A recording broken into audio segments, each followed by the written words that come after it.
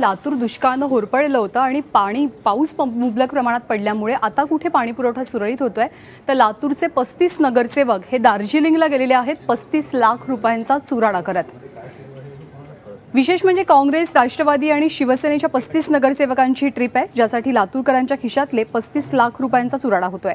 खरं तर या नगरसेवकांची टर्म येत्या काही महिन्यात संपणार आहे, त्यामुळे हा विशेष अभ्यास दौरा कशासाठी असा प्रश्न उपस्थित होतोय। नगरसेवकांच्या अभ्यास दौऱ्यावर मोठ्या प्रमाणात टीका होतीये। भरपूर पाऊस पडूनही पाण्याचे योग्य नियोजन न करणारे नगरसेवक दार्जिलिंगला जाऊन नेमकं काय शिकून येणार असा प्रश्न नागरिक विचारतायत।